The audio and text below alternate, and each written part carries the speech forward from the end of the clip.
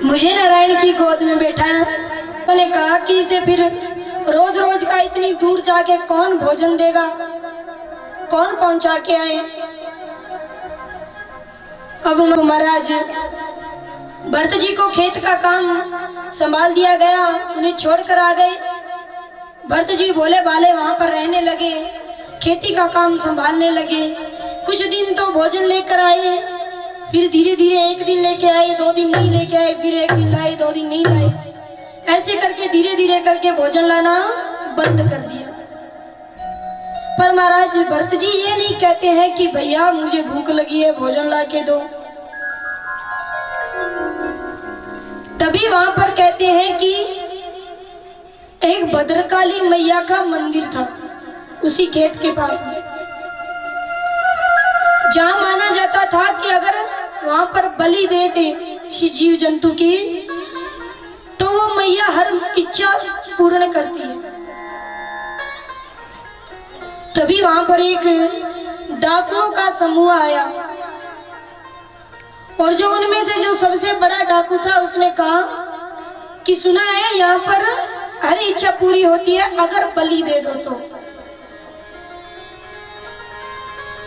और कहा कि ऐसा करेंगे कि किसी की बलि दे के किसी जीव जंतु की, और इतना धन मांग लेंगे कि जिंदगी भर कभी चोरी ना करनी पड़े। अब हमारा सभी ने कहा हाँ ठीक है, ये काम बढ़िया है। जैसा संग हो वैसा तो विचार मन में आता ही है। भक्त के साथ रहो, भक्ति आएगी।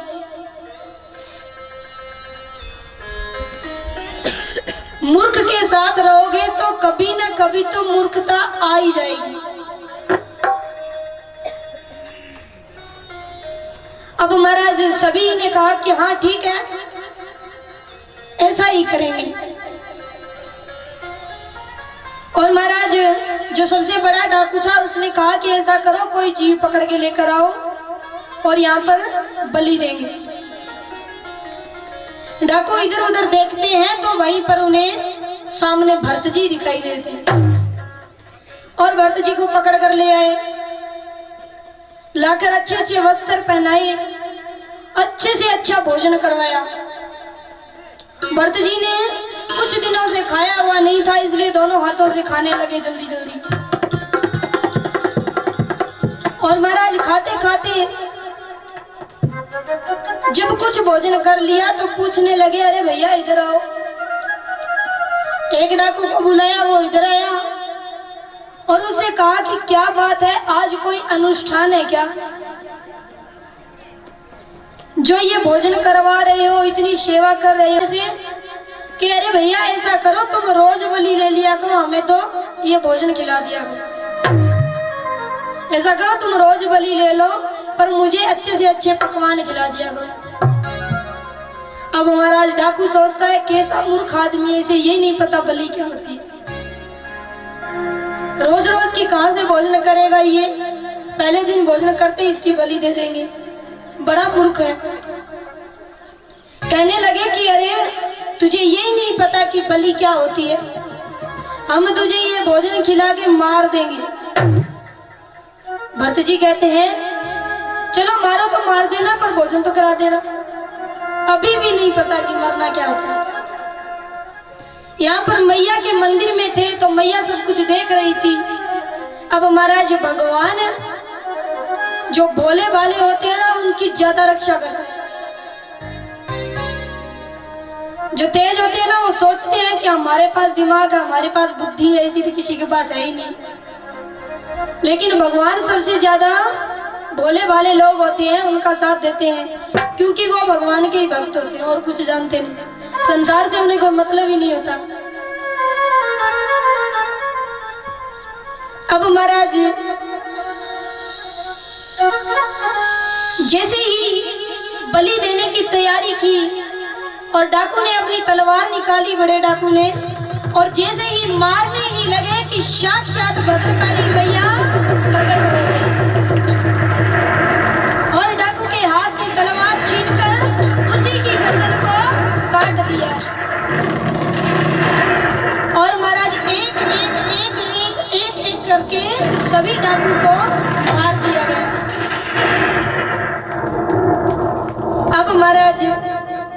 भरत जी तो खड़े थे, मैया ने सबको मार डाला कि मेरे भक्त को मारने आए। अब महाराज देवी मैया ने राधे, अब महाराज भोले भाले भरत जी हैं। देवी मैया ने सोचा कि मेरा भक्त बड़ा ही भोला है, और महाराज जैसे ही मैया ने उसके शीश पर हाथ रखा तो साक्षात सरस्वती माता उनकी बुद्धि में प्रवेश कर गई। अब महाराज भोले भाले भरत जी पहले तो जड़ भरत बने, लेकिन अब ज्ञानी भरत बन गए। सरस्वती मैया बुद्धि में प्रवेश कर गई और भरत जी को सब ज्ञान हो गया। अब भरत जी ने सोचा कि मरना तो है ही, तो फिर संसार में क्यों उलझे, क्यों ना भगवान के नाम में लग जाए। अब महाराज यहाँ पर भरत जी सोचते हैं कि न जाने कब मृत्यु आ जाए, तो जब तक जिंदा है तब तक हमारे से कोई पाप ना हो। अब महाराज भरत जी चलते हैं कैसे, जरा सा चलते हैं कोई कीड़ा मकोड़ा आ गया फिर कूदते, फिर चलते हैं कोई कीड़ा मकोड़ा आ गया फिर कूदते। अब महाराज कूदते कूदते कूदते कूदते चल रहे हैं। वहीं पर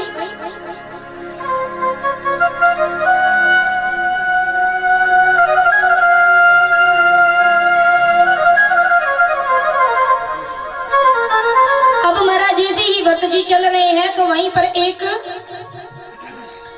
राजा को पालकी में उठाए हुए सेवक आ रहे हैं। उनमें से एक सेवक की अचानक तबीयत खराब हो गई, वो चक्कर खाने लगा। तभी महाराज राजा ने कहा कि क्या बात है, कहा कि महाराज इसकी तबीयत खराब हो गई है। कहा क्या हुआ, इसकी तबीयत खराब हो गई थी, हम राजा हैं, किसी और को पकड़ के ले आओ, पालकी उठा लेगा। और महाराज वहीं पर फिर से उन्हें वो भरत जी दिखाई दे, फिर से भरत जी को पकड़ कर ले आओ। लेकिन अब वो मूर्ख नहीं है, वो बहुत ज्ञानी है, सब कुछ जानते हैं, समझते हैं। अब महाराज जैसे ही भरत जी को लाया गया, उन्होंने कहा कि राजन की पालकी उठानी है, एक की तबीयत खराब हो गई। कहा हाँ महाराज क्यों नहीं, ये सेवा तो हम कर देंगे, उठा लेंगे। अब महाराज पालकी उठाकर चलने लगे, लेकिन भरत जी चलते तो वैसे ही है, कूद कूद के, जरा सा चले एकदम से कूदे, जरा सा चले एकदम से कूदे। अब महाराज यहाँ पर राजन जैसे ही भरत जी कूदते हैं, उनके सर पे वो पालकी टकराती है। राजन को बड़ा क्रोध आ रहा है, अरे ये हो क्या रहा है मेरे साथ। राजन कहता है कि अरे क्या कर रहे हो तुम, संभाल के नहीं चल सकते। कहते हैं कि राजा हम क्या करें, लगता है ये कोई मूर्ख है, कोई पागल है, कूद कूद के चल रहा है, सीधा नहीं चल रहा है। कहने लगे कि अरे भाई कौन हो तुम, क्या सीधे साधे नहीं चल सकते। बोले महाराज अब नहीं होगा। लेकिन भरत जी को तो ध्यान तो वहीं पर है कि कहीं कोई जानवर ना मर जाए, फिर से कूद कूद कर चलने लगे। अब राजा एकदम परेशान हो गया और कहने लगा अरे कैसा मूर्ख है तू, कुछ जानता ही नहीं कि तेरे कंधे पे ये जो पालकी है उसमें बैठा कौन है। मैं राजपाट संभालने वाला राजा हूँ, क्या तू कदर नहीं करता, इनकी इज्जत नहीं करता।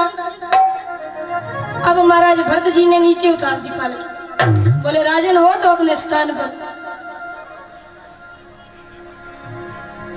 अरे क्या हुआ राजन हो तो, पहले तो मुझे आप ये बताएं कि आप जा कहाँ रहे हैं इस तरह से पालकी में बैठकर। अब महाराज राजा को बड़ा क्रोध आ रहा है, ये होता कौन है मुझसे ये सवाल करने वाला, कब से देख रहा हूँ बोलते ही जा रहा है, बोलते ही जा रहा है कौन ये। राजा ने कहा कि मैं अपने गुरु से शिक्षा लेने के लिए जा रहा हूँ। तब भरत जी ने बड़ी ही सुंदर बात सोची कि अगर अब मैंने इसे ज्ञान नहीं दिया तो गुरु महिमा का अपमान हो जाएगा, जैसा भी ज्ञान है वैसा इसे बताऊं तो सही। अरे राजन अच्छी बात है आप राजा हो, लेकिन अपने गुरु से शिक्षा लेने के लिए जा रहे हो तो इस तरह से ऐश्वर्य में होकर क्यों जा रहे हो?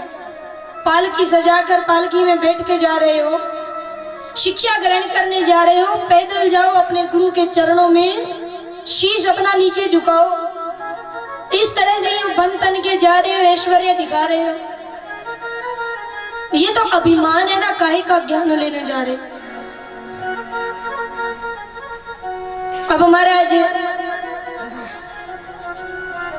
यहाँ पर भरत जी ने राजन को समझाया और उन्हें ज्ञान दिया, गुरु महिमा की लाज रखी और राजन हाथ जोड़ के उनके पांव पड़ गए कि आप कोई दिव्य पुरुष लगते हैं। हर कोई तो ऐसी बातें नहीं कर सकता, मुझसे गलती हो गई, मैं अपने गुरु के पास अब पैदल जाऊंगा। कहने का मतलब यही है कि महाराज अगर कोई बात समझाई जाए, चाहे वो बच्चा ही क्यों ना हो, ज्ञान की बात हो तो उसे गुरु समझना चाहिए। जरूरी नहीं है कि बड़े बड़े होते हैं वही ज्ञान देते हैं, छोटे नहीं दे सकते क्या? कभी कभी बच्चे बड़ी अच्छी बात कह जाते हैं, बड़ों के भी समझ में आ जाती है कि हाँ ऐसा करना चाहिए, और ऊपर से कहते हैं क्या, इसके मुख से तो भगवान बोला। तो महाराज कोई भी अगर सही रास्ता दिखाए तो उस पर चलने का हमारा धर्म है। गुरु हमें हाथ पकड़ कर नहीं लेके जाएगा कि अब ये करो, अब ये करो, अब ये करो। वो तो हमें सिर्फ रास्ता बताएंगे कि इस रास्ते से जाओ, अब जाए या ना जाए वो तो हमारी मर्जी है।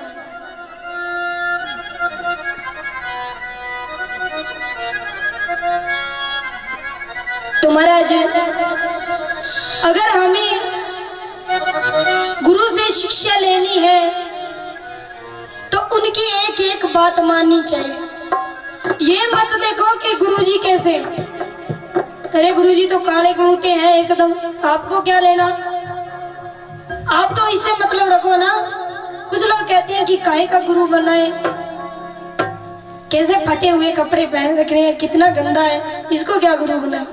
अरे सुंदर देख के क्या गुरु बनाते हो, उसकी बुद्धि उसका विवेक देखो ना, आपको कौन सा रास्ता दिखा रहा है, कितना साफ रास्ता दिखाया जा रहा है वो देखो ना। तो महाराज हम अपने अपने गुरुदेव के चरणों में दंडवत प्रणाम करते हैं, जिन्होंने हमें जैसा भी ज्ञान दिया हमारे लिए तो बहुत बड़ी बात है। और आप भी आज के बाद इस बात को दिमाग में बिठा लेना, अगर कोई सही रास्ता दिखाए तो आंखें मत निकालना उसकी तरफ। क्या कहा है, हमारा गुरुदेव जी ने बार बार वंदना।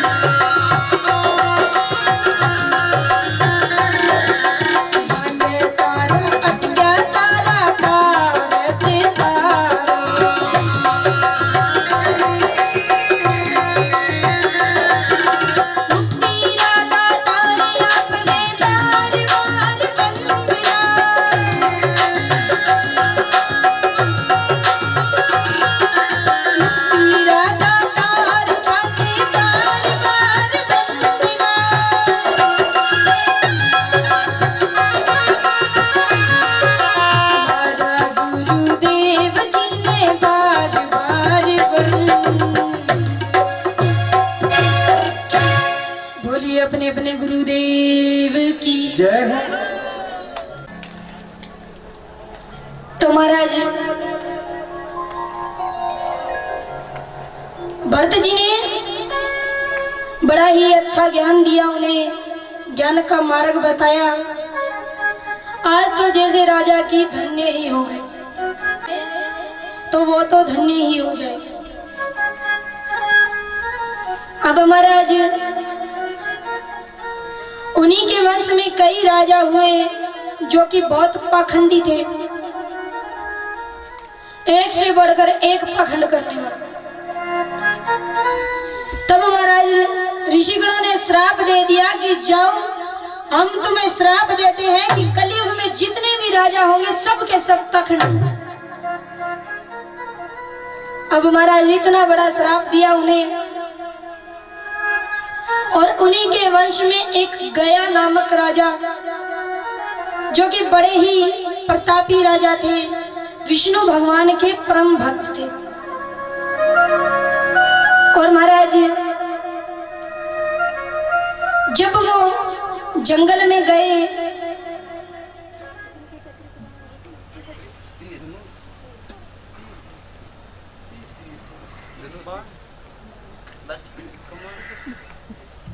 बोली राधे राधे।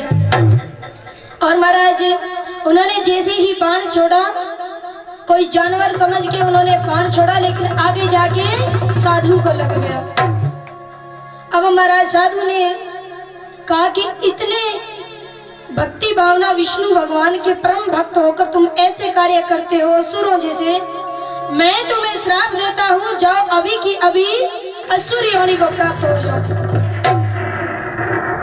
अब महाराज जी के कहते ही पूरा तन 5 कोश में फैल गया, हाथों में अस्त्र शस्त्र निकलता जा रहा है, एकदम राक्षस की तरह हो गया। लेकिन वो भगवान के भक्त थे, इसलिए उनकी बुद्धि भ्रष्ट नहीं हुई। उन्होंने फिर से तपस्या की, और जब विष्णु भगवान ने कहा, ब्रह्मा जी की पूजा करता है, और ब्रह्मा जी जब आते हैं तो कहता है कि आप मुझे ऐसा वरदान दे, एक ही वरदान, क्या ऐसा वरदान दे दीजिए कि मेरे दर्शन मात्र से स्वर्ग लोक प्राप्त हो, चाहे पापी से भी पापी क्यों ना, जो मेरा दर्शन कर ले उसे स्वर्ग की प्राप्ति हो जाए। अब महाराज यहाँ पर प्रभु ने बड़ी गलती कर दी, उन्होंने कहा तथास्तु। अब तो महाराज पापी से भी पापी, महापापी भी सारे गलत कार्य करता और जाकर राजा के दर्शन कर लेता और स्वर्ग लोक, और पाप करता जाकर राजा के दर्शन करते और स्वर्ग लोक, नरक लोक तो जैसे खाली सा होने लगा। अब महाराज ब्रह्मा जी सोचते हैं कि ये मैंने क्या कर दिया, बहुत बड़ी भूल हो गई। दौड़े दौड़े विष्णु भगवान के पास जाते हैं, प्रभु अब तो आप ही कुछ करिए, ऐसे ऐसे करके ये होगी। अरे महापापी है, जिनके लिए स्वर्ग नाम भी ले तो हमें भी पाप लगे, वो भी स्वर्ग में जा रहे हैं, अब क्या किया जाए। तो महाराज यहाँ पर ब्रह्मा विष्णु के पास आते हैं। विष्णु जी कहते हैं पहले सोचते हो नहीं, बिना कुछ सोचे समझे कह देते हो तथास्तु। अरे तथास्तु कहने का मतलब क्या है, पहले ये तो समझो। अब दोनों बातें कर रहे थे, यहाँ पर ब्रह्मा जी कहते हैं कि कुछ भी कहिए, गलती तो मुझसे हो गई, अब किया क्या जाए।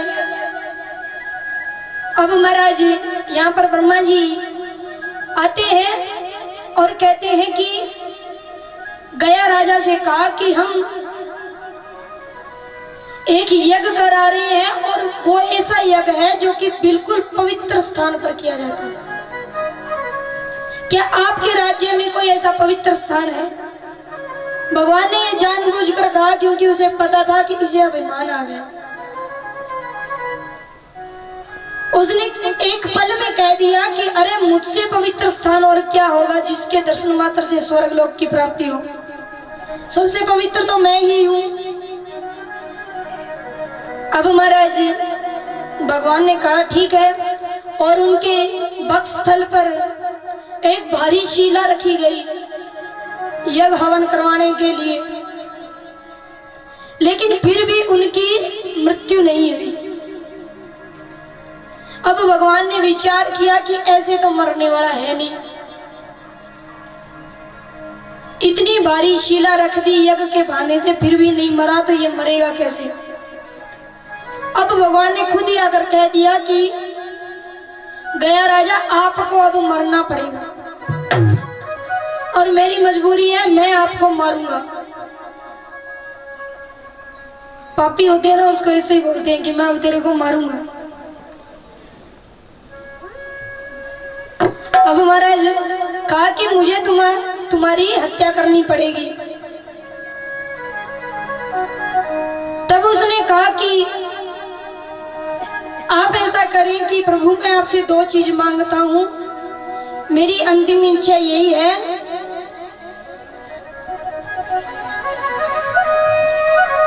जो आप मेरी अंतिम इच्छा पूरी कर दोगे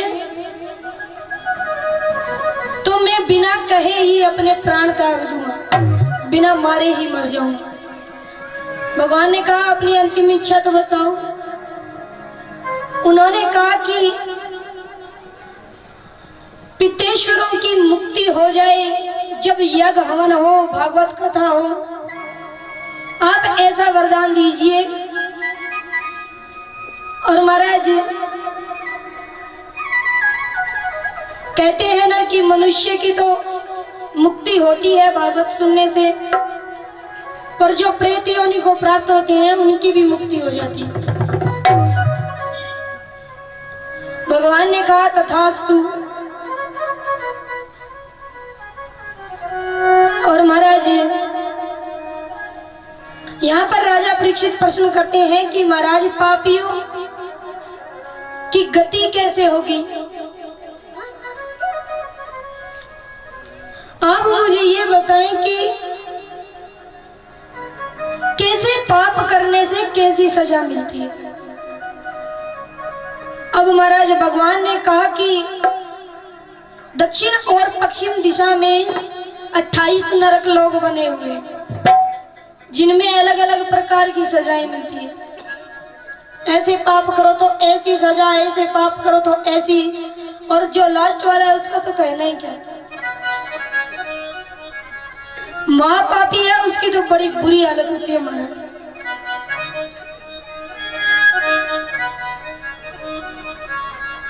तो राजा परीक्षित ने कहा कि प्रभु क्या ऐसा कोई उपाय नहीं है जिसे पाप भी कर दे और सजा भी ना मिले।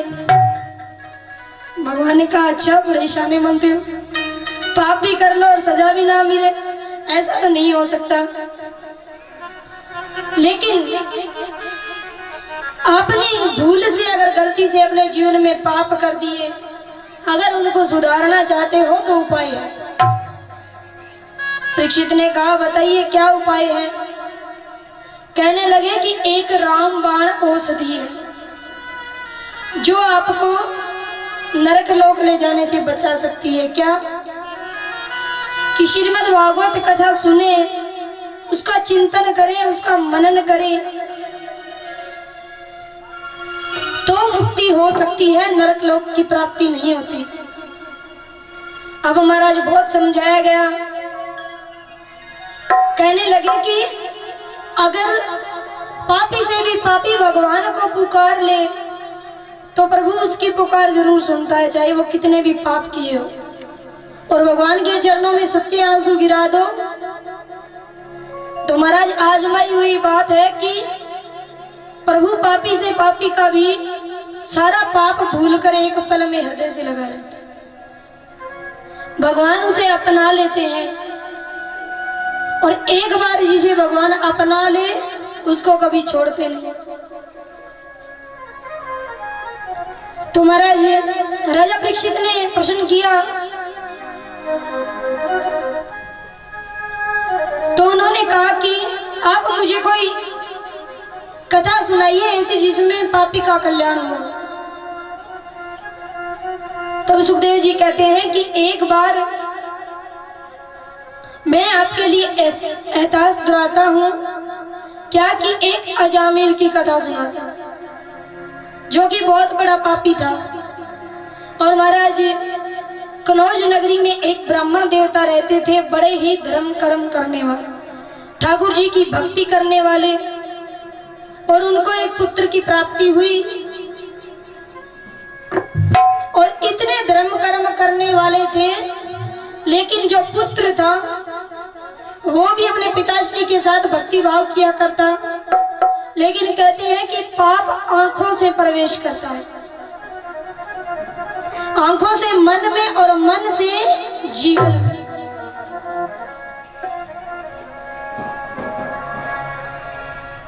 किसी चोर ने अगर कह दिया कि हाँ भैया मैंने 1 लाख रुपए चुरा लिया, मैं पकड़ने वाला तो हूं नहीं, चाहे कोई ढूंढ ले मैं नहीं मिलने वाला, किसी को पता ही नहीं चला मैंने चोरी कर ली क्या। अब वो अगर 12 महीने 2 साल 10 साल पकड़ा नहीं जाए तो दूसरा सोचेगा क्या, क्योंकि उसने देखा है वो भी नहीं पकड़ा गया तो मैं कहेगा पकड़ूंगा। इसलिए आंखों से पाप मन में और मन से तन में, आंखों से पाप प्रवेश कर जाता है।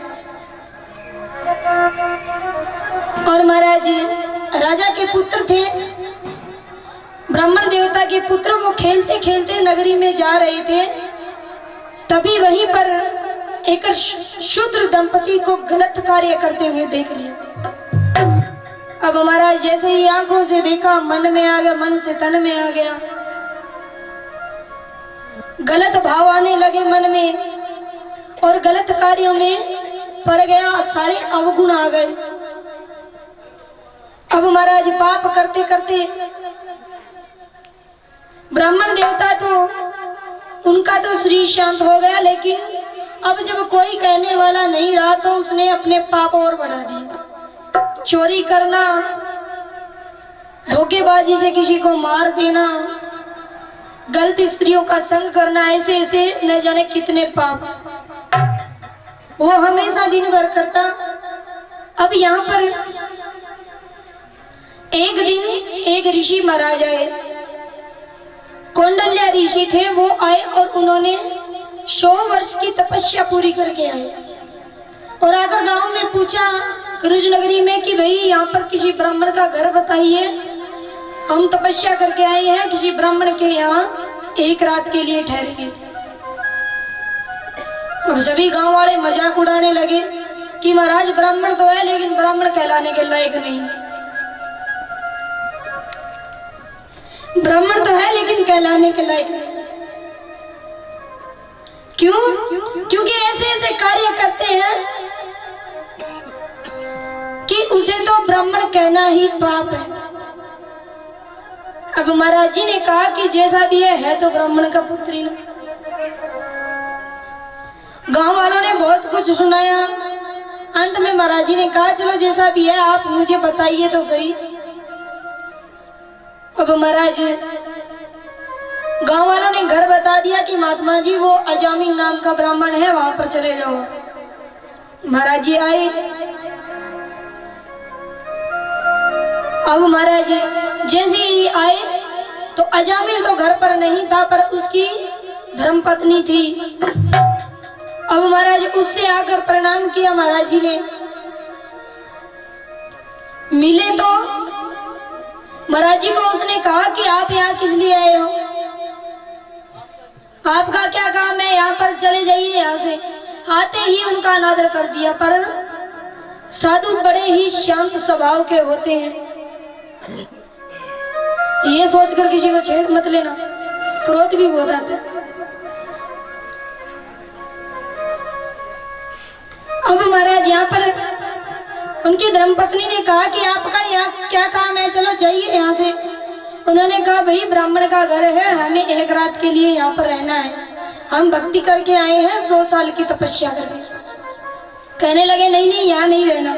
अब महाराज जी को वहां से निकाल दिया और जैसे ही घर के बाहर निकलने लगे उसकी धर्मपत्नी की बुद्धि फुर गई, क्योंकि महाराज कहते हैं ना संतों के तो दर्शन मात्र से ही जीवन सफल हो जाता है।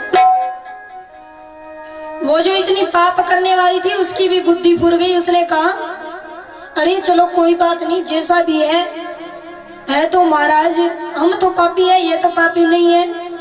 हमारे पति इतने पाप करते हैं, अगर महाराज जी एक रात के लिए यहाँ ठहरेंगे, आशीर्वाद यही मांगेंगे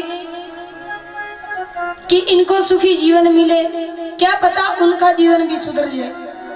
ये सोचकर धर्मपत्नी ने पीछे से आवाज लगाई, ओ महाराज जी, ओ बाबा जी, जरा वापस आइए। महाराज जी ने कहा, हाँ बोलिए। कहने लगे कि हमारा इतना बड़ा महल है, कहीं एक कोने में आप भी रह जाइए। क्यों महाराज, चोरी कर करके महल बनाया हुआ था, क्यों नहीं होगा बड़ा, अच्छे हीरे मोती लगे हुए थे। अब महाराज जी आए, उन्हें रहने के लिए स्थान दिया, और तभी सायंकाल हुई तो अजामिल का घर पर आना हुआ। और महाराज यहाँ पर महाराज जी तो फिर से पूजा पाठ कर रहे हैं, क्योंकि शाम का समय है। जो भक्त हो, जो संत साधु महात्मा होते हैं, वो भगवान के लिए तो वक्त देते ही हैं। अपनी पूजा पाठ की तैयारी कर रहे हैं। एक छोटा सा हवन करने के लिए एक कुंड बनाया गया, और उसमें क्या कर रहे हैं, स्वाहा स्वाहा स्वाहा। अब महाराज तभी अजामिल का आना हुआ, अरे ये क्या हो रहा है, काहे का स्वाहा स्वाहा, आज मेरी महल में ये सब क्या हो रहा है। धर्मपत्नी ने कहा, आप जोर से मत बोलिए। अरे महाराज आए हैं, क्या हुआ, एक रात के लिए रहेंगे, चले जाएंगे, अपना क्या है। अलग से उनको स्थान दे दिया, अलग से कमरा दे दिया, वहीं पर रह रहे हैं। अब महाराज इधर महाराज जी जो कि पूरी रात भगवान का गुणगान करते करते बिता दी, और इधर अजामिल जो कि भोग विलास में ही पूरी रात खत्म कर दी। पर महाराज जैसे ही सुबह हुई, प्रभात का समय हुआ, महाराज जी चलने लगे और कहने लगे कि अजामिल, आपने मुझे रहने के लिए आश्रय दिया, आप ब्राह्मण के पुत्र हो, कुछ तो मांगो। महाराज जी ने कहा, तो अजामिल सामने से कहता है, अरे आप जाइए ना, काहे का कुछ दे रहे हो, हमें कुछ नहीं चाहिए, बहुत कुछ है हमारे पास। महाराज जी ने कहा, नहीं नहीं, हम अगर कह दें तो देकर ही रहते हैं, आप मांगो तो सही, कुछ तो मांगो। एक रात रहने का आश्रय दिया है आपने हमें, हम प्रसन्न हैं, आप जैसे भी हो, लेकिन हमें तो रहने दिया, कुछ तो मांगिए महाराज।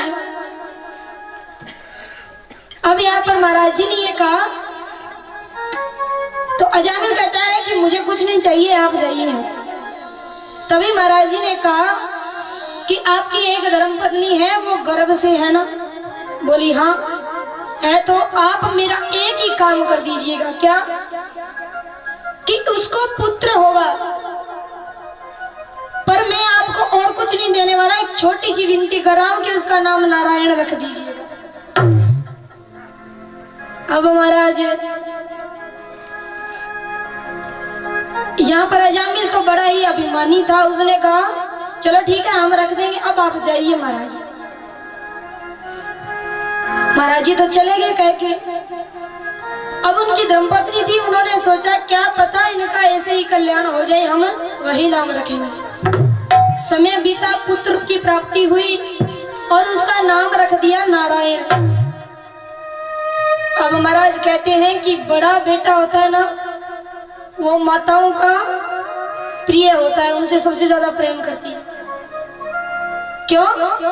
सोचती है मेरा बेटा जवान हो रहा है, बहुरानी लेके आएगा, है कि नहीं। अब महाराज जो बड़ा बेटा होता है उससे मैया प्यार करती है, और जो छोटा होता है उससे पिताश्री करते हैं। अब महाराज जो बीच वाले होते हैं वो साधु बन जाते हैं।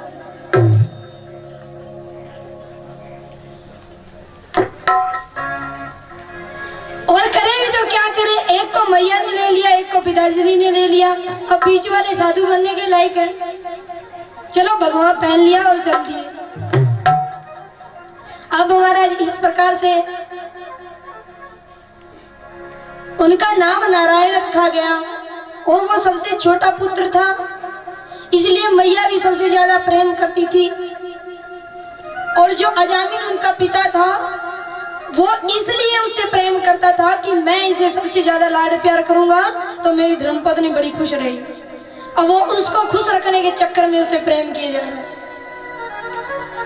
और महाराज गोद में बैठाई रखता, छोटा था तब गोद में रखता, जैसे जैसे बड़ा हुआ, अरे नारायण ये करो, अरे नारायण वो करो, नारायण इधर आ जा, नारायण उधर चला जा, नारायण ये खा ले, नारायण ये खा ले, नारायण ये खा ले। अब महाराज हर वक्त जैसे उसकी जुबान पर नारायण नारायण नारायण, तो कल्याण तो होना ही था। फिर भगवान का नाम लिया, अरे पुत्र पुत्र समझकर पुकारा तो क्या हुआ, है तो भगवान ही ना।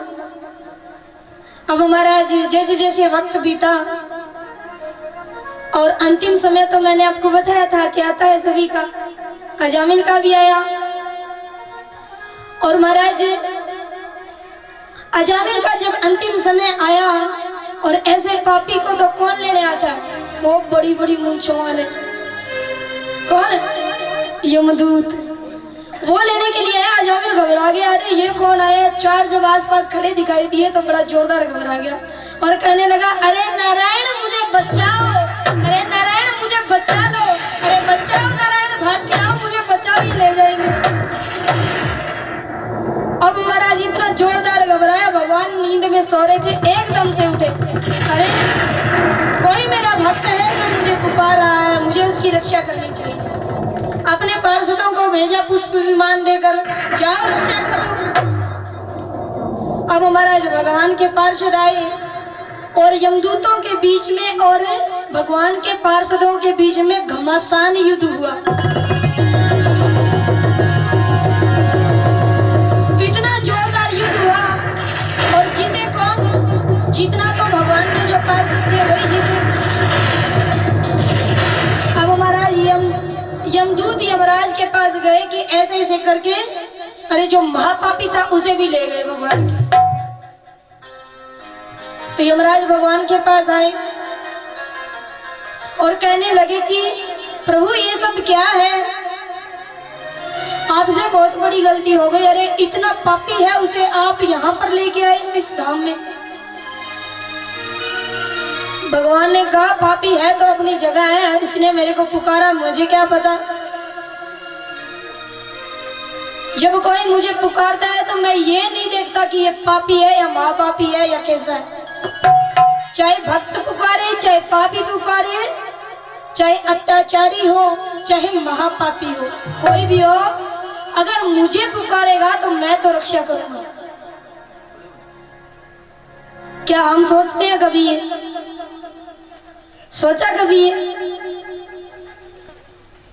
आजकल तो ऐसा होता है महाराज, अगले ने एक थप्पड़ मारा तो दूसरा उसको 4 देगा और तीसरा खड़ा खड़ा वीडियो बनाएगा, व्हाट्सएप पर चढ़ा देगा। छुड़ाने वाला कोई नहीं है। तो महाराज भगवान ये कभी नहीं सोचते कि ये पापी है, इसने मुझे क्यों पुकारा। हम तो बैर बांध लेते हैं कि अगर इसने मेरे साथ ये किया है तो मैं इसके साथ ऐसा करूंगा, लेकिन भगवान कभी नहीं सोचते। भगवान तो कहते हैं, अरे मुझे पुकार कर तो देख एक बार। अब महाराज प्रभु ने यमराज से कहा कि चाहे जैसा भी हो, अंतिम समय में इसने मेरा नाम लिया, इसकी जुबान पर सिर्फ एक ही नाम था, नारायण मुझे बचाओ, मुझे लेने आओ, यहाँ से लेकर जाओ। यमराज ने कहा, प्रभु आपको कोई गलतफहमी हो गई, बड़ी गलती हो गई, आपको नहीं पुकारा था, अरे इसका पुत्र है नारायण, उसे कह रहा था कि नारायण मुझे यहाँ से लेके जाओ। भगवान ने कहा, कुछ भी हो, नाम तो मेरा है ना, बेटा समझ के पुकारा तो ही सही, लेकिन पुकारा तो सही। अब महाराज यहाँ पर यमराज तो चले आए। कहने का मतलब यही है कि अगर भगवान को मन से पुकारे तो सबकी सुनता है। कुछ लोग आते हैं और कहते हैं कि महाराज क्या करें, हमारे जीवन में हमने बड़े पाप किए, क्या हमें भगवान मिलेगा? अरे क्यों नहीं मिलेगा, एक बार कहकर तो देखो, हे प्रभु अब मैं आपका हूं। तो महाराज वो कहते हैं कि जन्म जन्म मुनि जतन कराई, पर अंत समय में राम कहने को जुबान पर ही नहीं है। पूरा जीवन गुजार दिया गुरुदेव ने शिक्षा देते देते कि अरे राम का नाम लो, राम का नाम लो, राम लो। पूरे जीवन में कैसे भी उसे राम का नाम दिलाया, पर अंत समय में कहता है मेरे बेटे से मिला दो, पोते से मिला दो, बेटी से मिला दो। ऐसे करता करता ही चला गया। तो महाराज इसलिए कहते हैं कि बच्चों का नाम रखो तो गोविंद, कन्हैया, कान्हा, विष्णु, कृष्णा ऐसे नाम रखो। और महाराज यहाँ पर नरश्री कहते हैं क्या मिल गया? आपका जयकारा तो कभी सुनाई नहीं देता, यहाँ तक हंसी यहाँ तक आ रही है। बोलिए राधे राधे, बोलो राधे राधे। अब महाराज नारश्री एक ब्रह्मा जी से पूछ रही है एक प्रश्न, क्या कि आप मुझे ये बताएं कि इस संसार के जितने भी मंत्र हैं, जितने भी जाप हैं, उनमें सबसे बड़ा मंत्र कौन सा है? आप हमें ऐसा बताएं कि ऐसा कौन सा मंत्र है जिससे कल्याण हो जाए। चाय बन रही है, चाय बैठ जाओ। हाँ तो महाराज हाँ चाय तैयार है, चाय पीकर जाना, जाना नहीं।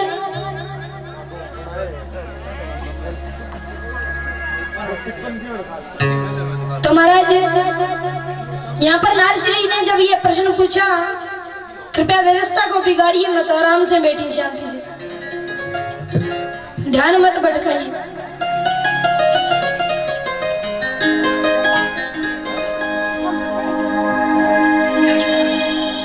नारश्री ने जब ये प्रश्न किया कि आप मुझे ये बताएं कि सबसे बड़ा मंत्र कौन सा है, ऐसा कौन सा मंत्र है जो सबसे बड़ा है और उससे इंसान का कल्याण हो जाए। तो भगवान ने कहा कि बड़ा ही सरल है। क्या मंत्र क्या है कि सिर्फ इतना ही कहना है, हरे रामा रामा रामा हरे हरे, हरे कृष्णा कृष्णा कृष्णा हरे हरे। अगर ये कहते जाओगे तो कल्याण हो जाएगा। जितने भी श्लोक हैं, जितने भी मंत्र हैं, उन सब का सार यही है।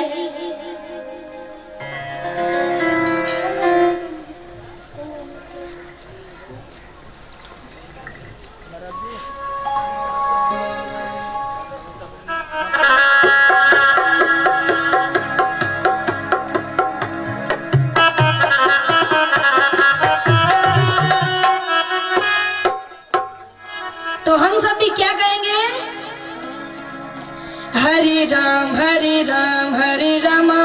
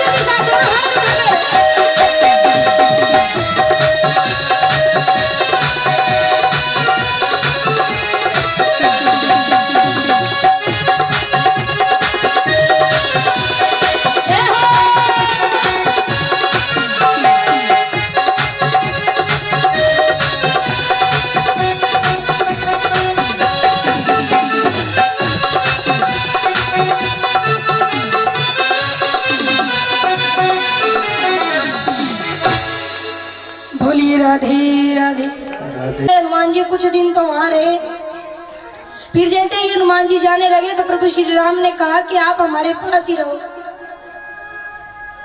फिर नाम हो। अगर मैं आपको सामने देखूंगा तो आपकी छवि इतनी प्यारी है कि आपको देखकर ही आनंदित हो जाऊंगा और राम नाम जीवा से हट जाएगा। मैं पल पल आपका नाम जपना चाहता हूं।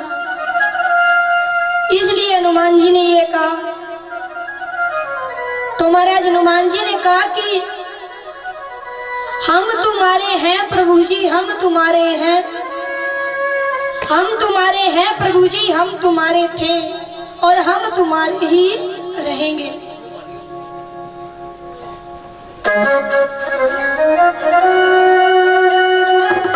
तो महाराज हमें भी यही कहना चाहिए भगवान से कि हे प्रभु हम तो आपके हैं, बस ये संसार के रिश्ते सब झूठे।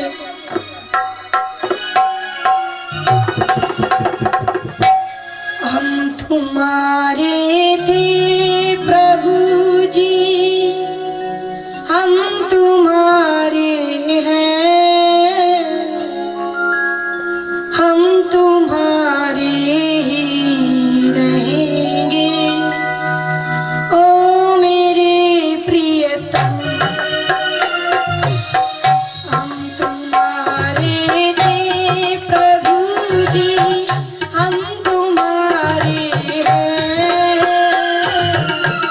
हम तुम्हारे ही रहेंगे।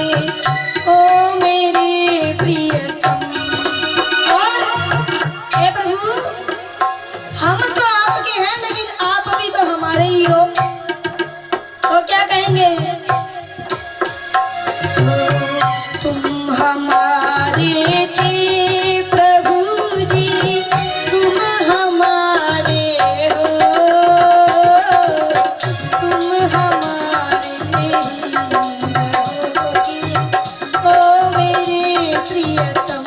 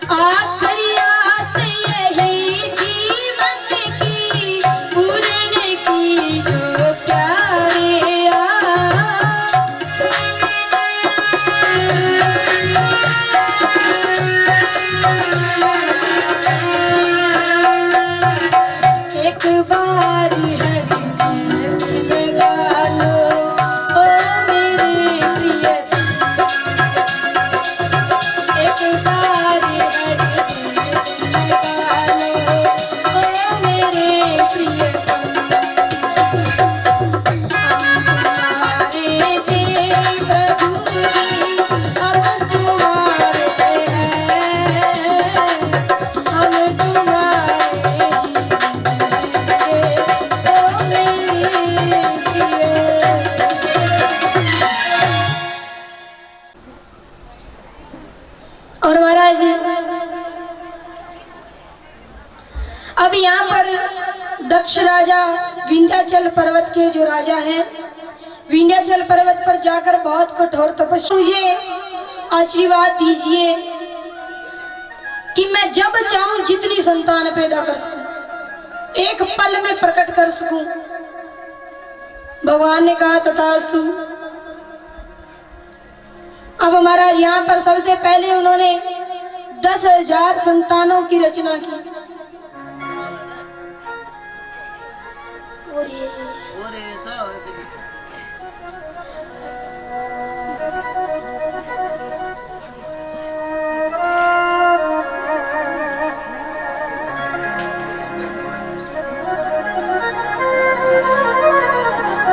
महाराज चाय बन रही है, रुक जाओ।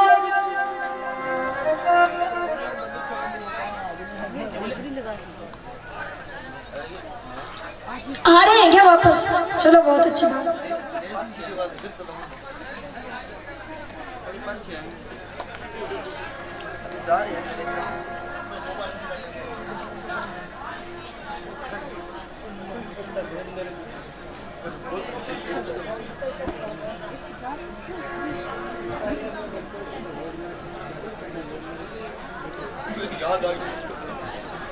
तो महाराज कथा की तरफ ध्यान दीजिएगा।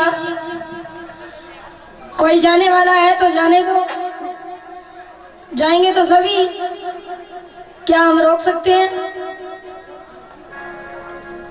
आप कथा की तरफ ध्यान दीजिए। दोनों हाथ उठाकर बोलेंगे क्या? जय श्री राधे। क्या बात है भाई साहब ने पूरा नाम लिया। क्या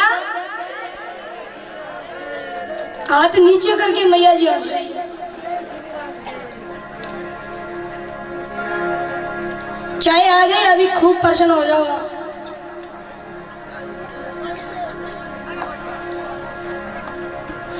हम महाराज ने माता जी बैठा एक बार के छोटा छोटा कोपड़ा में चाय लार दे, मोटी सारी पटकड़ी नहीं लार दे।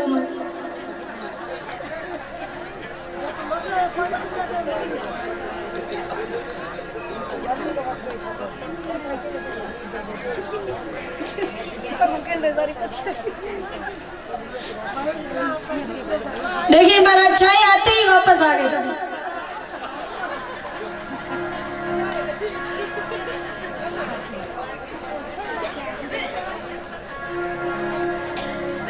आपने